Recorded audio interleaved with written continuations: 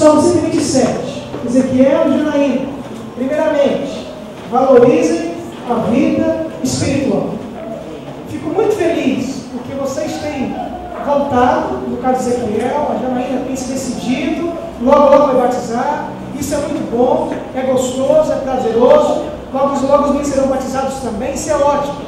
Mas continue assim, porque a vida espiritual ela é necessária para a vida do cristão. Porque senão eu vou dizendo é o seguinte: nós podemos edificar uma casa, nós podemos colocar guardas para vigiar uma cidade, mas se Deus não guardar a cidade, ela vai ser saqueada. Se nós colocamos construtores, mas se Deus não edificar a casa, ela não tem estrutura.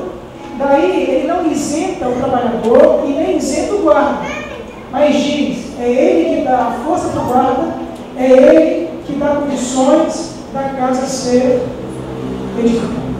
Por isso, valorizem a vida espiritual.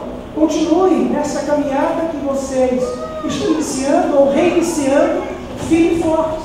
Lembre-se que é em Deus que vocês vão encontrar força para enfrentar qualquer adversidade que poderá surgir. É nele que vocês encontram graça para criar os filhos. É nele que vocês encontram condições e força para alimentar a cada dia o amor que há no coração de vocês. É Deus que nos dá condições e possibilidades de crescermos como marido e mulher, como pais, como família. Ele que nos dá condições. Por isso, valorize a vida espiritual. Segundo conselho, nós encontramos lá no livro de Mateus, capítulo 7. E esse conselho, na verdade, é algo que já acredito que vocês já tenham vivido no passado. Versículo 24 ao verso de número 27.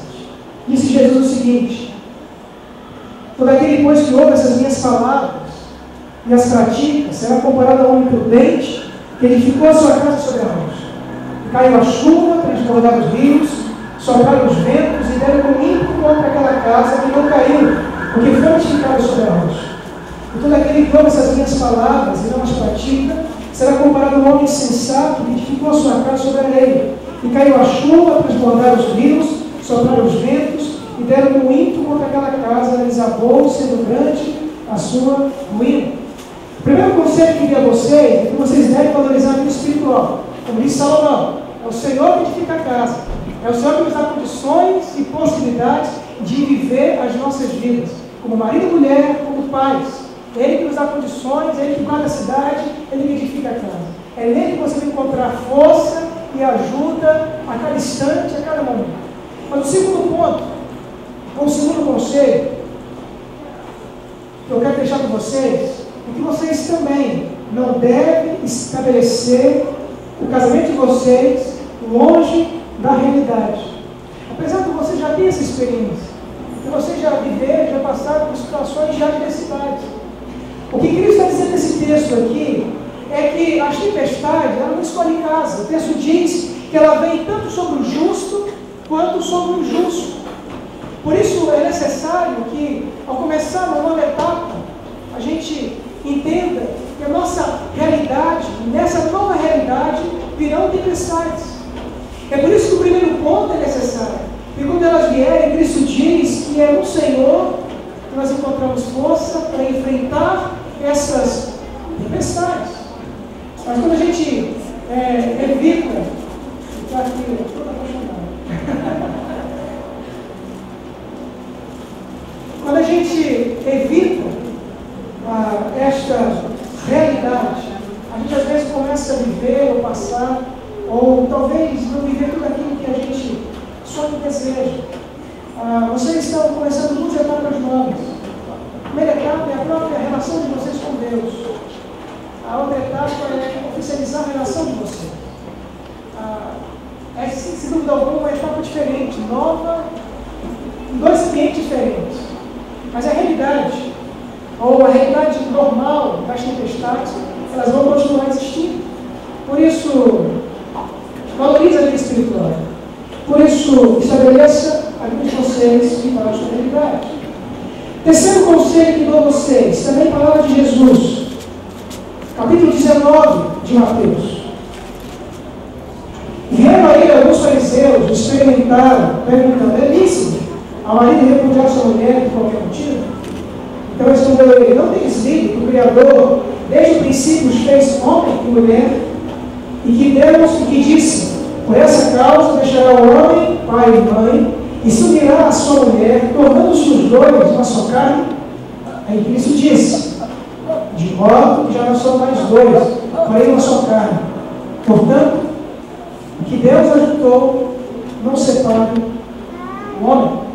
Terceiro conselho que dou a vocês. Primeiramente, eu falei sobre a vida espiritual. Valorize a vida espiritual. Continue firme nesse projeto e nesse propósito. Segundo, não estabeleça o casamento fora da realidade. Até porque vocês já viveram tantas realidades. Mas continue então entendendo que haverá tempestades. Ou vão continuar. Mas o Senhor está com vocês.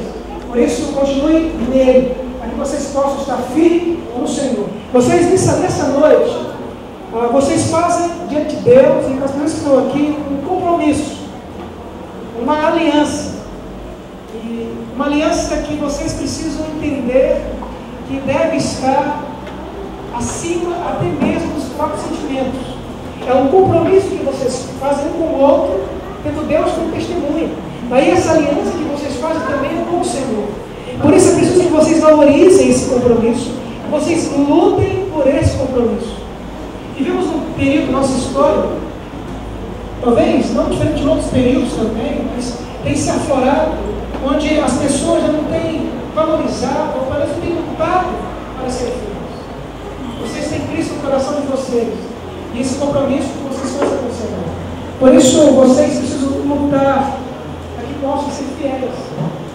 Não importa onde vocês estejam, honrar e respeitar sempre a aliança que vocês fazem um com o outro. Porque o texto nos diz que vocês não são agora dois, mas em Cristo se tornam uma só carne.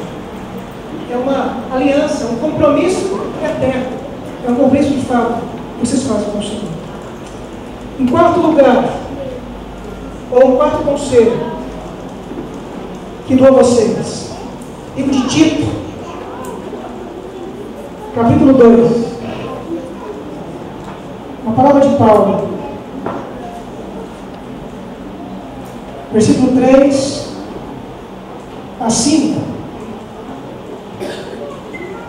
Quanto às mulheres idosas, semelhantemente que sejam sérias em seu proceder, não caluniadoras, não escravizadas a muito vinho, sejam mestres do bem, a fim de instruir as jovens assim casadas, amarem o marido e a seus filhos, serem sensatas, honestas, boas donas de casa, bondosas, sujeitas ao marido, para que a palavra de Deus não seja difamada. Aqui fala só da mulher, mas esse conceito me serve para Ezequiel. Pois o quarto conselho que dou a vocês, além dos três que já passei, de valorizar a vida espiritual, não estabelecer o casamento fora da realidade, de valorizar e lutar pela fidelidade. Ezequiel e Janaína, aprendam a ouvir. É isso que Paulo está dizendo para as mulheres recém-casadas, para que tenham as mulheres mais experientes a habilidade de ouvir e de entender o que elas já passaram. Isso é para o homem também. É preciso que a gente aprenda a ouvir. O casamento, ele passa por muitas etapas. E às vezes um outro casal que passou por uma outra etapa poderá nos ajudar naquela etapa que nós não passamos. Por isso é necessário que a gente não viva apenas o nosso próprio mundo. É bom viver também o mundo de outros casais, de outras comunidades, de outras pessoas que já passaram por experiências que nós já passamos, para que possam ser instrumento de Deus para nos abençoar, para nos ajudar. Ouçam os bons conselhos. As pessoas dizem para vocês aqui, como marido, para vocês Marina, como mulher. Na criação dos filhos, às vezes muitas pessoas têm que se isolar e acham, não, eu já sei de tudo, já experimentei de tudo. Mas Paulo está dizendo, é bom ouvir. É um bom conselho. Aprenda a ouvir. E o quinto e último conselho que dou a vocês, que talvez seja mais simples e mais fácil, que vocês já viram isso há algum tempo. Paulo diz, 1 Coríntios, capítulo 13, e eu posso mostrar-nos ainda um caminho sobre modo excelente. Ainda que eu for a língua dos homens e dos anjos, se não tiver amor, serei como bronze que soa, ou como cinto que retina. Ainda que eu tenha